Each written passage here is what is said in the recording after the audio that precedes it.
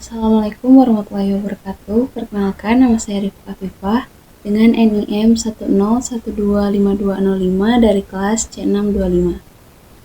Pada kesempatan kali ini, saya akan mempresentasikan tentang Good Corporate Governance atau GCG, yaitu tata kelola perusahaan yang baik, khususnya dalam menjaga keseimbangan antara aspek ekonomi dan sosial.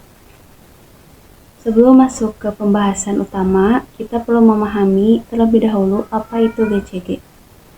Good Corporate Governance adalah suatu sistem yang digunakan perusahaan untuk mengatur dan menjelaskan kegiatan usahanya agar lebih transparan, akuntabel, dan bertanggung jawab. Nah, selanjutnya masuk ke tahapan penerapan GCG. Secara umum, penerapan GCG terdiri dari beberapa tahap, yaitu tahap persiapan, tahap pelaksanaan atau implementasi, tahap evaluasi, serta didukung oleh budaya organisasi. Nah, tahap yang pertama adalah tahap persiapan. Pada tahap ini, perusahaan mulai menyiapkan berbagai hal yang dibutuhkan sebelum GCG diterapkan, seperti menyusun SOP, membuat kode etik, serta memberikan pelatihan kepada karyawan mengenai pentingnya transparansi dan tanggung jawab dalam bekerja. Nah, setelah semua persiapan dilakukan, tahap berikutnya adalah implementasi. Pada tahap ini, aturan dan sistem yang sudah dibuat mulai dijalankan dalam kegiatan sehari-hari. Misalnya, perusahaan menyajikan laporan keuangan secara terbuka dan seluruh karyawan bekerja sesuai dengan SOP yang telah ditetapkan. Selanjutnya adalah tahap evaluasi.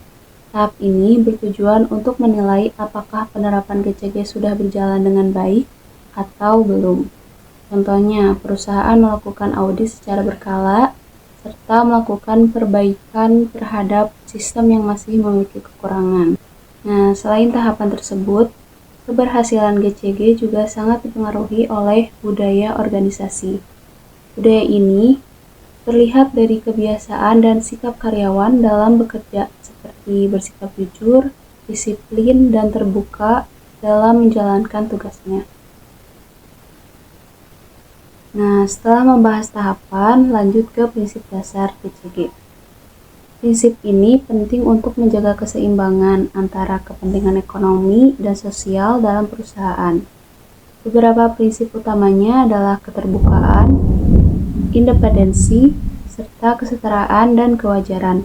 Selain itu, perusahaan juga memiliki peraturan serta kode etik sebagai pedoman dalam bekerja. Contohnya, perusahaan menyampaikan informasi keuangan secara transparan, tidak memihak dalam pengambilan keputusan, dan menerapkan aturan yang adil bagi seluruh karyawan. Selanjutnya, dalam penerapan GCG juga terdapat sistem penanganan pelanggaran dan pengaduan.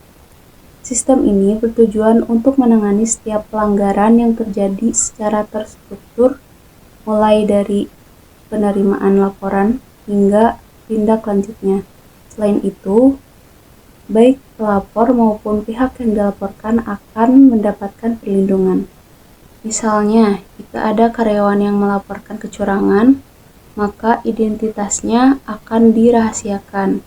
Lalu, laporan diproses sesuai prosedur dan perusahaan memastikan tidak ada tindakan balasan terhadap pelapor.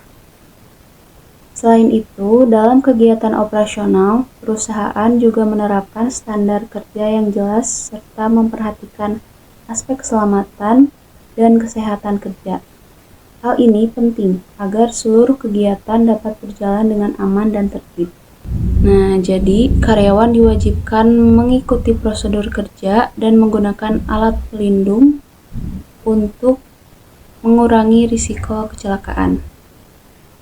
Selanjutnya, GCG juga didukung oleh struktur organisasi yang jelas.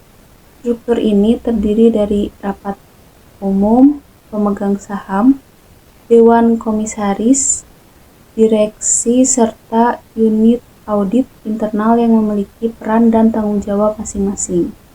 Yang artinya, direksi bertugas menjalankan operasional perusahaan, Dewan Komisaris melakukan pengawasan, dan unit audit internal memastikan semua kegiatan berjalan sesuai aturan.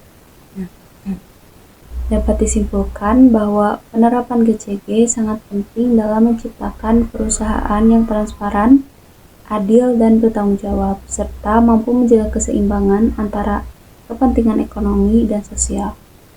Sekian presentasi dari saya. Terima kasih. Wassalamualaikum warahmatullahi wabarakatuh.